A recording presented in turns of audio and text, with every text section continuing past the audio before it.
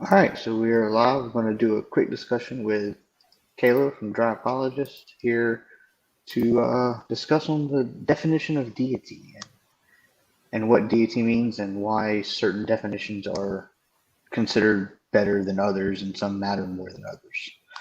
Um, so, can you hear me okay? Okay. Yeah, I can. Um, so I guess just to go ahead and put everything on the table, you would be a Catholic, whereas I would be considered a non-believer. So you would hold that deity would be and please correct me when I'm wrong here, but you would hold it as a triune, triomni, uh, metaphysical necessity being. Would that be about where you Yeah, would go with that? yeah. But of course, I think somebody could still believe in God and not believe he's triune. So they could, I guess the definition of God would be more basic than being a Trinity, although I do believe God is a Trinity. Yeah, and see, that's kind of, and that's one of the things. And whenever I started doing this, my whole thing was to have just discussions, to have better discussions and conversations and stuff. Um, so kind of, so if you take, so you're going to say it's triune and triomni. So would you still consider a being that is not triomni? Would that still fit your definition of a deity? Yeah, so it depends. So some of my own thinking, and I made a few notes, is like I would say if we're talking about like a deity or a god and like that generic term, I would say like that's any supernatural being that's sort of outside of our physics or outside of our universe. So that could be, really any type of being, would meet that minimum threshold. But if we're talking about God, like in the philosophical sense of like Western philosophy and tends to be what people of Abrahamic faiths are going to believe in, then I think it's different. It needs to be a little more specific, and then we're talking about whatever like the most ultimate or fundamental thing that there is, and then furthermore, generally, we're going to also want to say it's something that has maximal perfections. So something that doesn't meet that, I think, is not going to be God. But it doesn't now whether it follows from that being is also omni, and in power, knowledge, and goodness. I think that is a open debate. I mean, I hold that view, but if somebody said they didn't think like the most ultimate thing is also omni or something with maximal perfections isn't omni because maybe they think one of those perfections is impossible or something like that, I don't think that person doesn't believe in God as long as they think it is the most ultimate thing that has maximal perfection. So that's kind of my starting point. If that makes sense. So under under Western philosophy, I guess, and Abrahamic faith, you would say that it has to have some kind of perfection to it Yeah, because I would say it has to have all the. And again, this would be so. I do. There is kind of a point where you want to distinguish Abrahamic faith and Western philosophy. They usually converge, but there could be somebody who maybe they say they're a practicing Jew or Christian or Muslim, but they don't agree with that. I think most will, but I'm just saying working within that tradition of the traditional Christian, Jewish, Muslim philosophy and kind of following Greek philosophy as well, and what's taken root in Western tradition, they're going to say God is the most ultimate thing that also has maximized perfections. Now, maybe not everybody will agree with that, but most of the tradition will. So, so that would be pretty much your definition on like a monotheism deity, though, right? Because you could have polytheist deities that don't hold perfections. right. So, yeah, a polytheistic deity, and again, I'm just talking of my own knowledge here. Polytheists may not agree with this, Oh but yeah, I would I say don't know everything they believe either. I'm right, neither. just going from Right. what So I I understand. would say, yeah, a polytheistic deity, at least under the conception that I have, would fit that other definition of a god. So a supernatural being outside of not that's not limited by our physics or outside of our universe. That would be a polytheistic deity, and the more philosophical Western tradition understanding of God would also meet that But when we're talking about God, like capital G God in the um, Western philosophy, then I think it also needs to be the most ultimate or fundamental thing with maximal perfections. Now, maybe a polytheist would say their gods meet that too in some way, but when we're talking about it in my sense, it needs to be both of those. When we're talking about like um, God in like the like philosophical discussion, like does God exist? We mean that second definition. Okay. So this is one of the holdups that I've had, and where I think I've mentioned it to you before, that I kind of teeter along the line of treating this whole discussion as being an atheist because there's so many different branches and so many definitions of what a god is that it almost seems incoherent because you never know what anybody's talking about. Now, if I were to tell you, hey, there's a tree outside, we have a definition of a tree that we hold to. That whereas if I tell you there is a God, the next question is usually, what do you mean by that? Yeah. Well, do, I get what you're saying. However, I think if you try to define anything, like if people had personal reasons for holding specific beliefs about trees, I think you would get different definitions, and I think you'll find that it can be difficult to define anything. And I'm not saying like maybe defining God is more difficult, but really, I think defining anything could be difficult. So I'm not sure that defining God is more difficult. can you give me a difficult definition of a tree? Well, I don't know enough about. I'm trying to think of the technical word for studying trees, but I know, like for example, I could say it's anything that grows out of the ground and has bark on it, but like maybe something, maybe there's a tree that technically doesn't, or maybe there's something that has bark and it doesn't count as a tree. I mean, that may be a sufficient definition, but it may not. So maybe a tree is really easy to define, but I could find something that actually is pretty hard to define. That's not just God. It's just that it's kind of hard to narrow that down. I can't think of something off the top of my head, but that there are examples that, like one example I've heard of is like defining a machine. Like, does that definition of a machine, does it have to have electricity or not, like and operate on its own to be a machine? Well, depending upon who you ask, they might give different definitions. Um, but there are other examples. So yeah, some things are just hard to define. But this definition, I think if we make this distinction between a God and that meaning like any supernatural being that's outside of our physics or universe, and that could be Thor, it could be the God of the Bible, or a deistic God, any sort of God, any sort of supernatural being outside of our universe, and then God, meaning like the most ultimate or fundamental thing that exists with maximal perfections. Now, a pantheist can adopt that second definition. They'll just say the universe and all of reality, that is the most ultimate thing, that is God. So it's not outside of our universe, but it's the most ultimate fundamental thing that exists. But a Christian's going to want to say the God of the Bible is both of those. It's a supernatural being outside of our universe and the most ultimate thing, fundamental thing that exists that has maximal perfection. So they're going to want to adopt both of those. And usually, when people are debating the existence of God, they're meaning it in both of those senses. But it does depend. So I think it's just important to find out like what model of God that somebody holds to is probably more fruitful to say like, well, what attributes do you think God has, rather than what definition do you have of God? Because most people probably don't have a worked out definition. They're going to be saying, well, I think God's a personal being, or I think God is the universe, or I think God is this or that. And that's where I think it's more helpful. Now, do you feel that it has to have? So you said like pantheist or whatever could hold that there's a deity out there. Do you believe that it has to have a consciousness in order to hold a definition of deity? Well, yeah, like so a pantheist, like I don't think I would say like it's out there. They would say, at least my understanding, they're going to say God is everything. So just the universe and everything that exists just is God.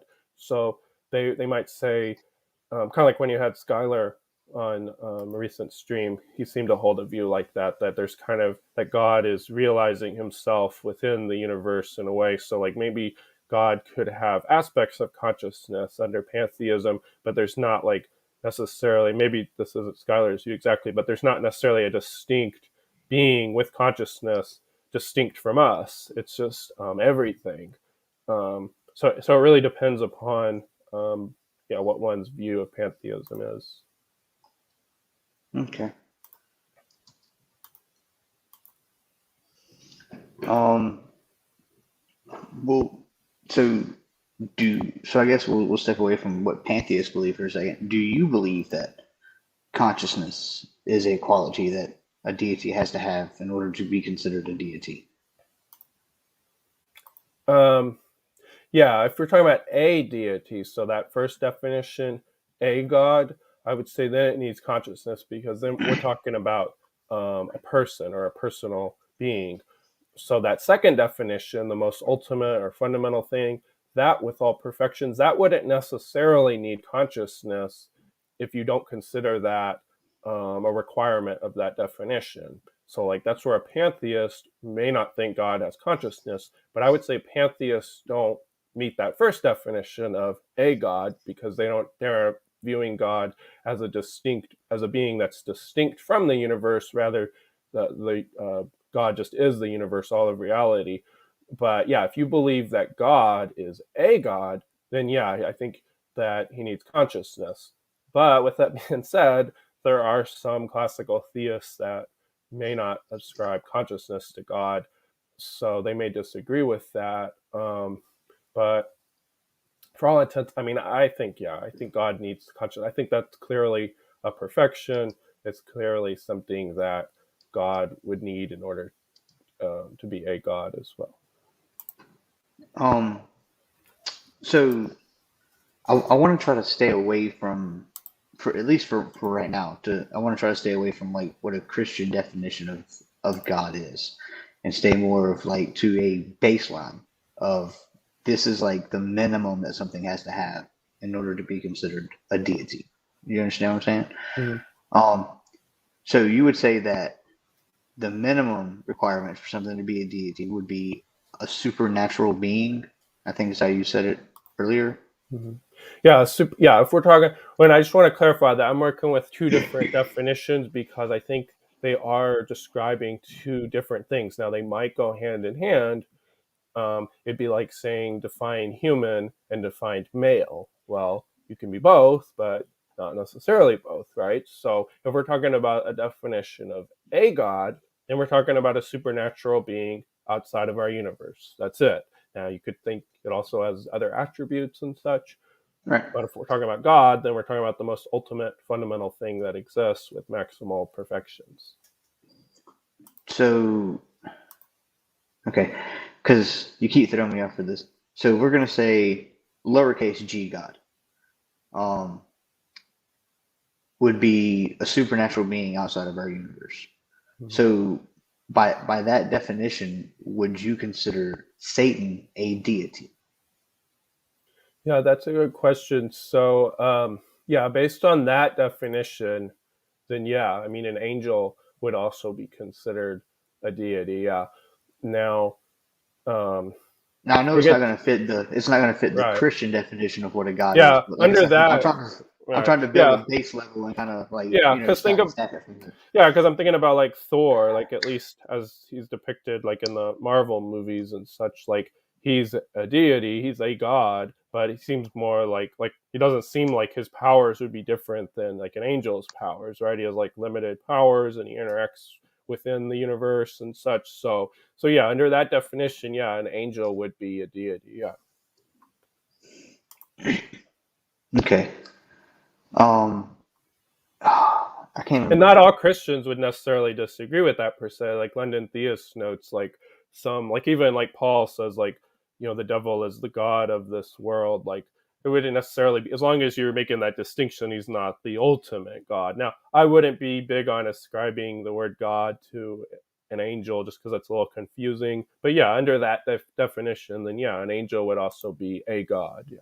Well, also, I mean, you got to think at that time, but at that time in that place, being in Rome and stuff, you've got a polytheistic culture. So angels and demons would be looked at as the people of that time as or could be looked at as deities at the time. So I mean, especially if you're writing to people that have converted from a polytheistic culture into Christianity, it's a way of writing a letter to reach the masses of the people that you're at. You know what I'm Right, yeah, that's definitely, yeah, possible. saying? People like Heiser would say that Satan's a deity and angels. I mean, it's possible. Um, so now non-sex show had a thing earlier today. I watched part of it. They had somebody on talking to Dr. Jim Majors about is God a necessary being? So I guess that's kind of the section that I want to head into next. Like, do you consider like because I know under like polytheism, I don't think they're considered necessary beings. So do you think something has to be a necessary being in order to hold a title of a deity? Yeah, so like when we're dealing with that first definition of a god, it wouldn't have to be necessary. But even if we're dealing with that second definition of God, I don't think it would necessarily have to be necessary because, like, take somebody like Richard Swinburne, who certainly views God as fitting both of those, but he doesn't think God is a necessary being. Um, so, I mean, I think necessity is something that God has, but yeah, neither of these definitions, though, entail necessity. That's something that is an attribute you could debate about. Okay. So, but yeah, but to clarify my position, yeah, I think God's a necessary being, but you wouldn't have to hold to that in order to believe in God. Okay. So I guess pretty much where we're at, we've taken, and I mean this with all good intentions. I'm not trying to say that you have said exactly this or to talk down to you on your beliefs or anything. So we've taken what was a triune being, supernatural being, and if we strip it down to its bare minimumness, we're down to just a supernatural being that's outside of time and space. Is that Well, where not we're at? even necessarily time and space, because that can be debatable too. So outside of our universe, sure, but they could still be in a kind of time and space outside of in a different type of time and space. Now, again, I don't. I think God is outside of time and space, but in Right. order to just Right. meet that minimal definition, then no. I mean, a God does not have to be outside of time and space. No. Okay. And like I said, I'm not trying to say like this is Yeah. exactly what you believe. I mean, I'm just trying to. Right. And the whole purpose of me doing this is basically just to try to get a better understanding of like what deity is and like why certain definitions matter more than others. Because yeah, we live in a Christian culture, so when you have a conversation about God with somebody, it's usually based on an Abrahamic faith belief because that's what the majority of the people have. But at the same time, you've seen it. You've been around the same circles that I have. I mean, there's so many people out there with different beliefs that you've got people that are like, this cell phone's God. You know what I mean? Well, anytime you're defining something, yeah, you're going to want to break it down to a definition that can meet the broadest spectrum. So, like, it's going to be a very generic definition, and then it's like you add specifics, like the God of Christianity or the God that is generally debated about in philosophy, and so on. Like, you're going to get more specific. But yeah, if we're just dealing with a word that you could say everybody has to at least mean this when they use this word, then yeah, it's going to be pretty stripped down. Right. So, we, so you would say we'd have to at least be a supernatural being outside the universe. Yeah. Would Okay. So, what would being mean to you? Well, I mean, it's kind of just a basic word of like exist. So however you want to define exist, something that has, I mean, I guess a basic definition would be something that's interactive with, or at least could be interactive with reality. So if something could not interact with reality even in principle or be interacted with, I mean, then that's something I guess could say doesn't exist, but like there could be debate if that's a good definition. Well, you could have a well in that case, then you could have a deist god that is not a being because under deism it doesn't do any interacting, correct? Well, but Because under deism, God still created the universe or set it into motion and such, so he does still interact. And even if somebody doesn't think he did that, he still could. So under this definition, it'd be like if something could not interact under any circumstances and nothing could interact with it under any circumstances, um, then I guess that would be a definition. That would I think to me a better definition, I guess, is something that has substance, but then that may not add a lot of clarity. So it's kind of a hard word to define because it's one of these basic words. Would you agree? This is from that heretic dean from across the pond. He wants to know if you would consider if God has to be the source of all reality, if you would agree with that statement. Yeah, I would. Um, Now, it does depend upon how you define reality. So if we're talking about concrete reality, though, then yeah, it could be debated whether God has to be the source of like abstract reality. Now, I think he is, Now, but see, yeah, in general, yeah, I do. here's where I would, and this is just for me spending hours listening to T-Junk talk. Um, T-Junk would define reality as all that exists. So at that point, then you would say that God is reality. So God, you would be saying God is the source of Himself, because at one point in time, God was the only thing that existed. So all reality was God. Yeah, yeah. Well, I would say God is the source of himself through his own necessity. Doesn't mean he created himself. That would be incoherent, I think. But his necessity is the source of itself and of all that exists. So yeah, I guess I would agree with that. Yeah. Hold on a second, I forgot to cut my phone off. Sorry about that rookie mistake. I haven't streamed in months. Um, so so I'm still trying to get to this being. So, like, would you say, like, let's just talk. Let's not talk supernatural. Let's talk just natural, like here on this planet. Um, would you say this Bluetooth case right here I'm holding in my hand? Would you say that this has being to it?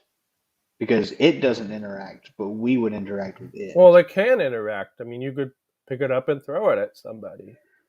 So Well, it can't interacting doesn't interact mean a unless. mental. Well, it doesn't mean like a mental interacting. I just mean it has some causal powers or some. It could affect something. You've just picked it Okay. up. You interacted with it. So that's all that I mean. Now, if I threw this Bluetooth case at somebody, would it be immoral for me to throw it at them, or would it hitting somebody be considered immoral? Mm-hmm. Yeah. Well, since it's not a personal being, I don't think it can do anything moral or immoral. I think the morality would come down to what you did. Um, so so you would say so. I mean, I guess I'm trying to think of how to word this because this is the reason that I hate getting into deep philosophical kind of stuff because words get so precise and it's you got to form exactly what you're saying with the exact three words and not the two and a half or the four. You know what I'm saying? Yeah. Um, so I guess I mean, could we say being is just exist? I mean, because is there anything that exists that can't interact in some way? Well, if somebody thinks that abstract things like the number five exists, and maybe it Well, doesn't they're interact, just they're just wrong. well, I agree, but but that is a position that's defended. So generally, though, when we say something exists, I think most people mean concrete. So it's something. But then, how do you define concrete? Oftentimes, it gets defined as something that can causally interact. So that's why I was defining it that way. That seems to be the best definition that I've found, but it is debated. So I mean, it could be a better one. Okay, so what to say causally interact Yeah, something that would be can causally interact or be interacted with, at least in okay. principle. So, like, imagine, if only God exists, there was nothing for him to interact with, and there's nothing that can interact with him. But in principle, he can create things. So he can then thereby interact. Okay, so something, um, so let's say something created and then was, so let's say, I guess because it wouldn't exist. So let's say that a deist God created the universe and that's all it did. That's all it could do. It's it's a necessary being to create the universe. That is the only thing that it's possible for it to do. So there is no chance of it ever interacting with anything again. After it started the universe, would it still exist after that, or would its existence stop because it no longer has an interactive property with it? Well, yeah, that's a good counterexample. So, yeah, I'd want to say it still exists as long as. Ooh, hold on, I'm sorry. Exist was the wrong word. So yes, it Oh, would still exist. Would it still have being? Is the oh, question because it would no longer have oh. interaction capabilities. Well, I'm using being and exist interchangeably, so the question would be the same in my mind. And I guess, okay, so say like if a being created the universe and then it could no longer interact with anything and nothing could interact with it, but it still is around. Um, yeah, I guess then I would want to modify the definition some because I would want to say it still occupies a space of reality. Yeah, I guess at that point, I would want to say something that, in principle, has, can, or could interact, and still has substance. Yeah, see, then I would want to go to the substance definition, but then somebody's going to say, well, what's substance? And that's a hard thing to define because then it's almost like saying being. Well, I And thought, I mean, they could easily just, I mean, somebody could just easily, even if you go to substance, somebody could just turn around and just be like, it's immaterial. So, I mean, we're not even sure where you're getting with substance on an well, immaterial substance. word. Yeah, so substance is just kind of a general term in philosophy for any concrete thing. So, but then we're back to the same thing again. So, yeah, that would kind of throw a wrench in that definition, I guess. But I still think people get what is being got at, like with that weird example. But yeah, I don't have a new definition that's going to get us any closer because you're right. I mean, under that definition. Um, I guess you could still say it has causal capacities, even if it can't exercise them. So something that has causal capacities is something that exists. Maybe I don't know. No, it's fine. It's fine. I mean, I put a tweet out one time before, and I think they ended up saying that it was pantheism or whatever, but I was just like, or it was a form of pantheism, but I was like, what is it if you have a deity that creates the universe and upon creation ceases to exist? I was like, Yeah. what is that called? Well, yeah, I know that there's a word deicide, like if God is killed or something, but I guess I would say that's like a pandeist is what that makes me think of. So like God creates and becomes the universe, but if you're saying he creates and just goes out of existence, he doesn't become Yeah. anything. Um, yeah, I guess I would say that's like a almost like a deicide version of deism or something. But I don't know. There could be a better definition than that. I don't know. Okay. Um, so I guess, the big thing I was trying to get at was, mainly like what's a minimum definition that we can get for a deity? Because like what you consider a deity, a polytheist doesn't consider a deity, which a pantheist doesn't consider a deity, which a deist doesn't consider a deity. So I guess the base of it, I guess we're saying at the fundamental level, it's a supernatural being outside of the universe. If we're working with that first definition of God, so like theists and of like the Would you Abrahamic say? faiths and polytheists, they're going to agree when they're talking about a God or talking about a supernatural side of our universe. But if you're talking about to a pantheist and they're talking about God, they're going to be talking about, the most ultimate fundamental thing that exists, which is everything. Now, um, somebody of an Abrahamic faith that's going to say, the God of the Bible is also that. But a Right. polytheist Let's may see. not say that their gods are that. They might, but they might not. So that's where I do think there are two different definitions, and the God that somebody believes in might meet both of them, but it might not. So that's where I do think it has to be clarified, and that's why I think it's helpful to use the lowercase and uppercase spellings, because it does clarify if somebody is aware and such, that it does clarify what you're talking about, or it can be helpful. So I'm gonna throw a hypothetical at you, and I want to see how you handle this. And I'm going to preface this as saying this is 100% hypothetical because I know what your beliefs are and I know where you stand on certain things.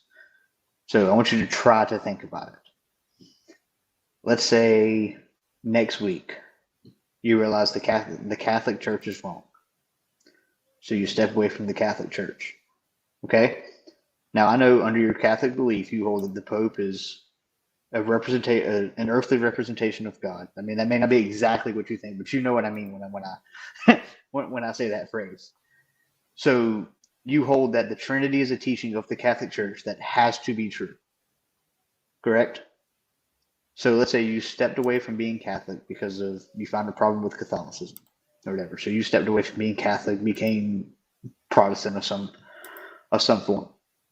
Um, and then a year from now, as a Protestant, you found out that the Trinity was not, or you came to believe that the Trinity was not true, or whatever. You get what I'm saying? Mm-hmm. Would you can still consider Yahweh a God? Because I know right now your definition of God holds triune and triomnian. So I'm wondering if would you still consider it a deity if we pulled Mm-hmm. some of those aspects away? Well, yeah, because I mean, being a Trinity isn't needed to meet the definitions of a supernatural being outside of our universe, or as the most ultimate or fundamental thing that exists with maximal perfection. So Trinity would be, what Christians believe is the personhood of God as three persons, but that wouldn't be needed to meet either of the basic definitions of God. So yeah, the God of the Bible still meets those definitions, even without being a trinity. Yeah. Okay, I'm not saying this is something that would happen because I know Yeah. I'm well aware where you're at with your faith and stuff. Yeah. I'm Yeah. just So Trinity, yeah, Trinity would be something extra. I mean, it would almost, well, it's hard to draw an analogy, but yeah, it would be something extra, like a theological doctrine about God that Christians believe. okay. So we'll take Trinity away. So we still have we still have Yahweh. Um, and let's say, and I'm trying to do this based on what you perceive as a deity because I want to see how far you go down the line. You get what I'm saying? Yeah. Um, Well, if you want to know how far I'm going to go, yeah, I'm going to say anything is God if it meets, or a God, if it meets those two definitions. well, So, I'm yeah. not I'm not going to talk about a God. I'm talking about the God. So God Well, but is that's the thing. When you talk about the God, though, you're talking to a pantheist. They're not. They don't well, view a God as, They don't view but God as a distinct being from the universe. But if we're talking to a Christian, they're going to say, or they should say at least, God is a God and God. So uppercase and lowercase right. under those So definitions. I want to talk to you about I want to talk to you about your beliefs of the God. But when you So say the God, are you saying the God I believe in?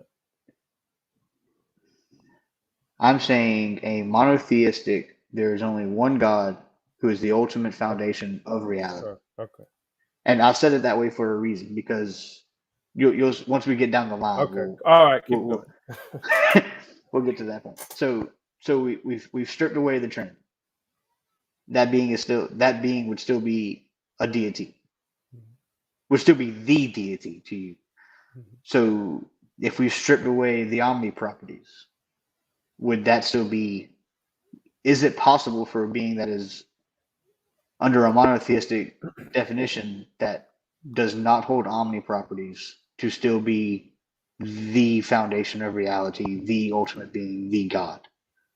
Yeah, so I think so. So it depends upon. So yeah, the sort of the breaking point where I would say that something no longer plausibly in my mind meets God, like the definition of what I think should Right. qualify for God. I think it needs to be a sustainer of physical reality, the creator, sustainer of physical reality, and needs to be morally perfect. So I think if somebody like say made a really strong argument that omnipotence, God just can't have omnipotence or he can't have omniscience. I still think um, as long as that being is a sustainer, creator of physical reality, and is morally perfect. But if somebody's like, well, God's not a morally perfect being, then I think that no longer meets the definition that, at least that I'm interested in. So while I think God is, omni, I don't think God technically would have to be omni in all categories in order to be God. But if he's not the creator, sustainer of reality, then that's not that, and he's not morally perfect, then I think that falls outside of what I would consider God. Okay. Now, I guess by being the sustainer, it would have to be a necessary being. Does Well, being the sustainer entail it being necessary? no, well, not excuse me, not necessarily because Not necessarily to the necessary question. well, because Richard Swinburne, I'm pretty sure he thinks God is the sustainer of, physical reality, but he thinks God is also a contingent being. Now, by contingent, doesn't mean that he thinks God is created or caused to exist by something else. He just means that there is a possible world in which God doesn't exist. So God did not have to exist under his view. Now, that's a pretty minority perspective, but technically, yeah, you could hold that view. Most theists are going to say, at least that are working in philosophy, are going to say God's necessary, though. Do you hold to the what is it, the modal argument for God? The necessary being possibly exists, therefore necessary being actually exists? Like a modal ontological argument. Yeah, Yeah. yeah. Do you No, do I you hold don't. to that? I know you Yeah, use no, I don't think that argument works. I do like contingency arguments that arrive at a necessary being, but yeah, ontological arguments I don't think work. what is that, S5 logic or whatever? hmm Yeah, I mean they don't have to, but yeah, some will use S5 or S4 logic, and yeah, I don't think that route with an ontological argument is going to work in my mind. I was just curious because we were discussing the necessity of the being, and that's usually what they do. They usually try to use the necessity to to do all the lifting for the rest of the arguments in that. Yeah, well, there are different ways to argue for God's necessity, and yeah, the route the ontological argument takes, I just don't think that can work. Okay. You got any questions for me about what I believe about a deity? Well, well, I do want to. I will ask you a question in a second, but I just want to clarify for the audience the reason why I think God needs to meet that criteria of creator, sustainer, and moral perfection um, is because I think that that's what most people are interested in. So, like, if I got to heaven and God told me He's not all powerful and He's not all knowing, that wouldn't really bother me.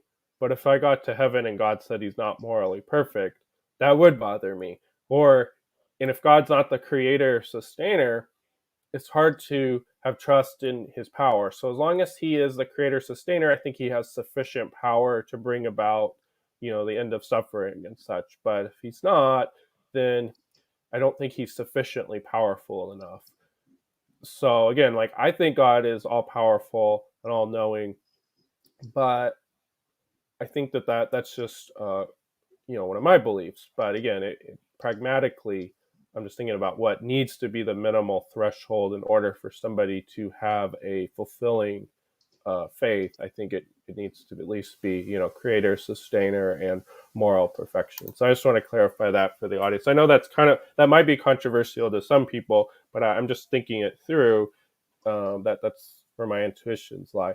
But in terms of a question for you, well, let me turn it back on you. What do you think is minimal for something to be God, like if you're talking about God, what attributes do you think the being minimally would need to have? I think the minimum that it would need, and I think I think the minimum it would have to do would be, for me, it would have to be a supernatural conscious being. I think consciousness is needs to be there. I don't think not having consciousness really gets you anything else. Mhm. Yeah. Yeah. So with that, yeah, with my first step, yeah, it seems like that kind of meets like, yeah, the first definition of supernatural being. And then, yeah, with consciousness. Yeah.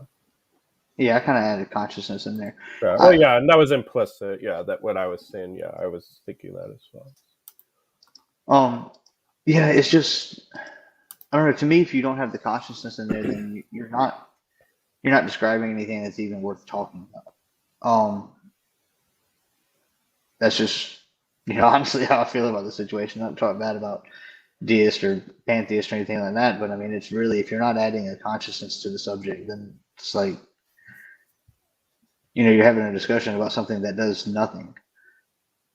You know? Well, I guess in fairness, I can think of like, what if there's like a panentheist model of, or like Platonic almost model of God, where it's like the good and it necessarily or even contingently emanates a universe. So it still does something and it's supremely good. So, if we were to be in communion with it, that could still be very good for us, but it's not a conscious being. Now, again, I don't find that very satisfying, but I could see somebody maybe trying to defend that, at least But logically. this goes back to the thing that I asked you earlier when I asked you about and it was a joke. It was kind of a little sideways shot at T jump because he talks about how rocks falling on people is going to be immoral on the rocks in the future. But if I throw my Bluetooth case at somebody, is it who's the immoral one? Me for throwing it, or the Bluetooth case for hitting them? Um, like, can something be good that doesn't have consciousness? Like, isn't good like a Yeah. part of like? I mean, can a tree be good or can a rock be good? Yeah.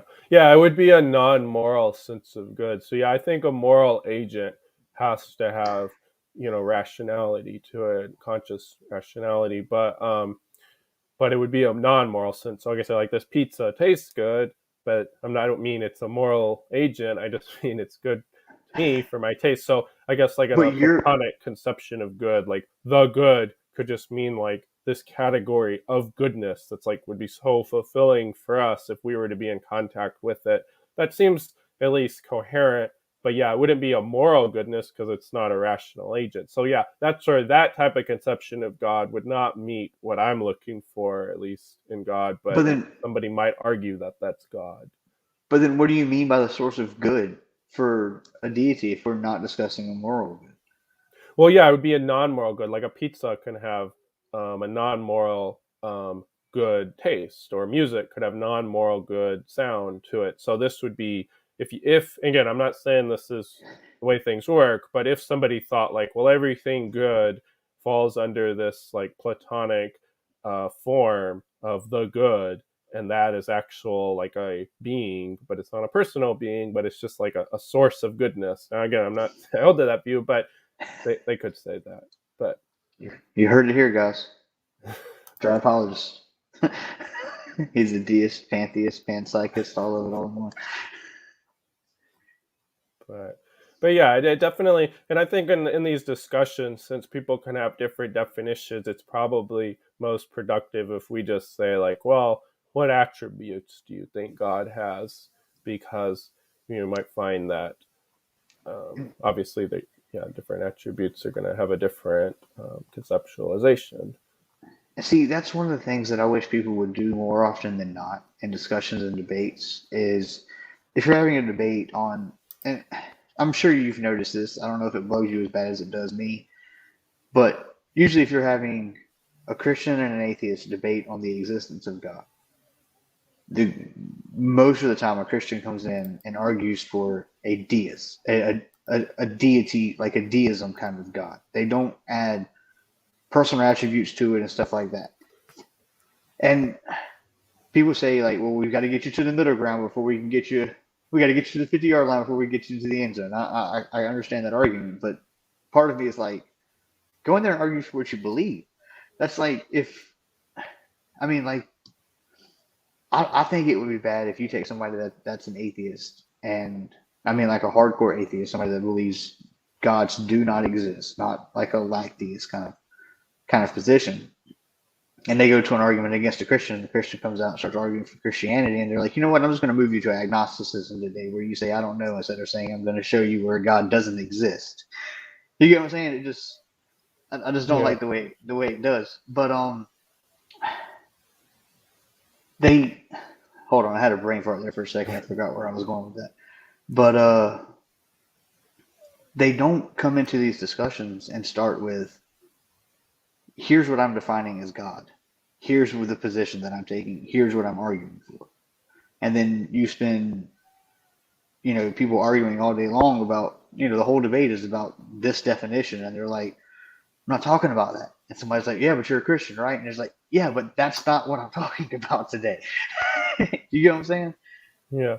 Yeah, I think it's okay if because there's only so much you can do in a debate to set aside like a topic because like obviously if somebody's bringing up 100 topics, you're not gonna have enough time to cover it all, and it becomes just a huge gish gallop. But I don't think that somebody should defend something that would be incompatible with something else that they believe. So if they're just say, well, in this debate, I'm only going to argue for God, I'm not arguing for Christianity. I think that's okay if that is what the debate's over, but then they shouldn't argue for something that they would later reject.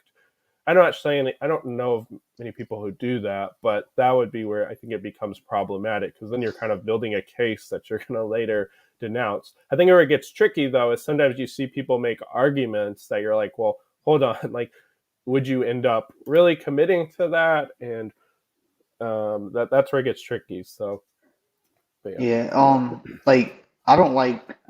I'm not a fan of Randolph Richardson, the Canadian atheist guy. Um, because he argues, and I've heard him mention this all the time, and he's like, well, in order for me to believe that a God exists, a God would have to grant me omnipotence for 48 hours for me to be able to try it and make sure that I have omnipotence. And I'm like, nobody's ever said, one, that omnipotence is a definition of a deity, and two, nobody has argued that it has the ability to grant omnipotence to other people, even if it has it itself. Right. Yeah, I like Randolph. I had a debate with him a while back. He was one of my first debate partners, but or people I debated against. But yeah, I mean, obviously, you're right. I mean, under traditional theology and philosophical conceptions, at least in the Western, I don't know. It's been a common argument that yeah, only God can have omnipotence. It's logically impossible for God to grant. Maybe he could grant somebody's desire, anybody their desires, but he wouldn't be able to actually give somebody omnipotence, just like he wouldn't be able to give somebody necessity. It's just logically impossible because the causal relations. Like somebody, even if somebody has a lot of power, they wouldn't have more power than the source of their powers. But I guess in fairness, maybe what Randolph would say is that God should give them a lot of power, but then it does kind of undermine the argument. So yeah, I haven't heard him make that argument, but yeah, I would definitely disagree. I mean, and of course, I think that's just too high of a bar. I mean, like, I think that there are other sufficient ways one could come to believe God outside of requiring that, but that's where we're gonna maybe just disagree. I mean, I'd believe in God if he just made me God. He took a step down. It's kind of like the bar you're putting on it. Yeah, I think the bar, yeah, for both sides. I mean, I see Christians sometimes making the bar way too high for people, and I think that's a discussion worth having. Like, what is a reasonable bar to have? Because again, I see both sides doing it, where it's like that may be too high of a bar you're setting for the opponent. Like, obviously, at the end of the day, both sides may disagree on what the evidence and arguments suggest, but you should have a reasonable bar that somebody could at least, in principle, attain. But Well, yeah. well, speaking of which, what's a bar for you? Like, what do you think would be a bar for you to? I mean, I tell you what, I'll do this first. I can take a philosophical argument, um, but I don't see any philosophical arguments as being sound. I think most of the ones that I've heard rely a lot on assumptions, such as things like trying to think exactly. Like the one that gives me the biggest pause, and I openly admit this to anybody that I talk to about it, is the cosmological argument. And that's just because the phrase of past infinity is just such a huge concept that I have such a hard time even wrapping my mind around like what that concept even means. You know what I mean? Because like You're I can talking think like about the Kalam cosmology. Kalam, yeah, stuff like that. Like I mean, I can take like I can say like that's the one that gives me the most pause. Like you know what I'm saying? And I'm like, Mhm. that one just, and I think that's a lot because the phrase like past infinities is just like a huge concept that is so hard to wrap your mind around. Because like I can think past like long period of time, but we're not talking past long period of time. We're talking like past forever time. You get what I'm saying? Well, yeah, I That's I know. that's the one that honestly like gives me the most pause. Like where I sit there and I'm like, I don't know. This is the one that I don't like the way it's structured and I don't like where it's at, but this is the one that I think, has the best if we can get to actually like showing that the premises are there. Like, because you can say like the universe came into existence, but we can't say where the universe came from at this point in time with the knowledge that we have. Does that make sense to you? Mhm. Well, yeah, I mean, it's debatable whether the universe came into existence. I mean, that's still an open debate. But yeah, I get what you're saying. That yeah, it's difficult.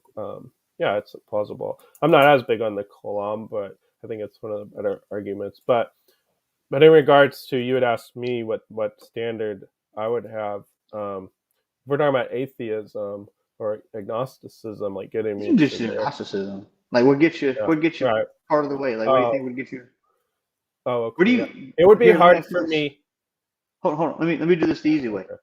What do you think is the best position that atheism, whether it's lack theism or hard atheism, what do you think is the best position they have that gives you a pause Mhm. and says, that's a good question. I'm not 100% sure how to respond to that.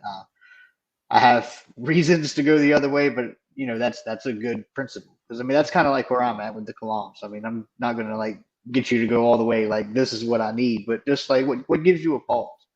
Well, yeah. So I'm a big, philosophy guy. So yeah, I would need to be like a philosophical argument, and I think the evidential argument from suffering in different forms is really powerful, and that's, I do spend a lot of time thinking about that, and I think it's a really strong, or there are different versions of it, but it's really strong. So of course, um, I've developed a theodicy to respond to it, but it's like this still is a really powerful argument. So if somebody could convince me that all the theodicies fail, or at least likely fail, and um, they were to convince me that all the arguments, the one argument, of course, as you know, that I really like are versions of the contingency argument. If they could show me that all of those were um, likely didn't work. So if they were to show me both of those, I suppose that might move me to agnosticism. I don't I don't know that it would because just personally I'm very I guess okay. And then if somebody okay, this would be a serious and somebody were to cast significant doubt on Christianity, um, maybe through they really pressed me on some of the difficulties with the gospels, and that's a long discussion of what that would be, but like maybe doctrine of hell and things like that. It just showed me that like the origins of Christianity were very questionable. None of the arguments for God work, and the evidential problem of evil just does not have a good theodicy. If they could show me all of those things, and that'd be a lot, but I would be that would be a reasonable bar that I think somebody, at least in principle, and that would move me to agnosticism. But then again, I also have personal experiences and things, so they would need to Right. cast some doubt on that too, probably. But I think that I don't think somebody could do that because I've spent a lot of time thinking about it. But in principle, if somebody did all of those things, that would move me to at least agnosticism. Okay. So I'm going to make a note: debunk dry apologist Yeah. videos. Yeah, go ahead. No, I'm open. If somebody wants to try to take me through that, again, it's very unlikely I'll change my mind, but I would be open to it because I do ask myself a lot of these questions like, okay, is there a good response to this? Am I being honest with myself? Because like I don't want to believe in Christianity if it's false or even likely false. But I do want it to be true though, so I'm biased, but I am willing to hear people out, as you know. So. Converse wants to know if you're a Thomist. Now, I'm going to be 100% honest here. I've heard this phrase thrown around a lot. I've heard it explained to me, I don't know how many times, but I don't remember exactly what a Thomist is. So if you wouldn't mind, just give us a quick definition on what a Thomist is and whether or not you are a Thomist. I didn't notice that Converse new label has like a little like cat face or something on it when you pulled it. Anyways, a Thomist is somebody who follows the philosophy of Thomas Aquinas. So it'd be Thomas for short. Thomist. And no, I'm not a Thomist. So as a Catholic, I do agree with some of Aquinas's ideas, and I do think he's one of the greats in the history of Western philosophy. But no, I don't subscribe to all of Aquinas's philosophy, so I wouldn't consider myself a Thomist. Okay. Um, so we've gotten to a deity being a supernatural being. I think so. In its simplest form.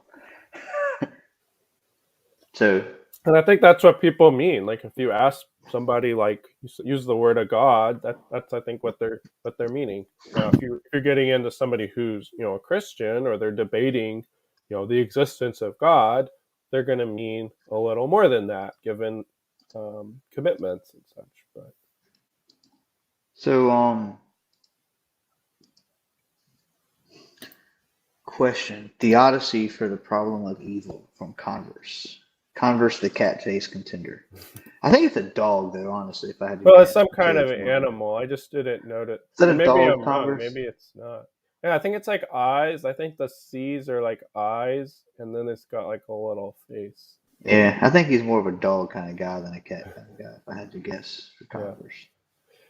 But yeah, in regards to his question, so yeah, so I do have a video on my channel, and Chris, I'm always plugging my videos where I lay out the theodicy that I've developed, and that would be the best place to go because it takes a little bit long to explain it. Unless I'd be open to doing. Oh, he's saying it's a panda. Okay. I'd be open to doing a stream on the problem of evil, but I would want to go through it point by point, kind of like what we did here with the definition of God, because there's a lot of little caveats and things that we would need to cover. But I would recommend people watch my video on my channel. I think it's called like Pointless Suffering Argument, something like that, where I break it down. Um, Yeah, it's um, pointless suffering argument. Yeah. So I'll just leave it there so somebody can watch that video. But if he's asking, are there other theodicies that I like? Um, again, that would be a large question. I think a lot of theodicies have difficulties, Because they're all trash. but well, maybe. Um, I didn't offend you. Were okay with my thumbnail for today's video, right? I didn't. Yeah.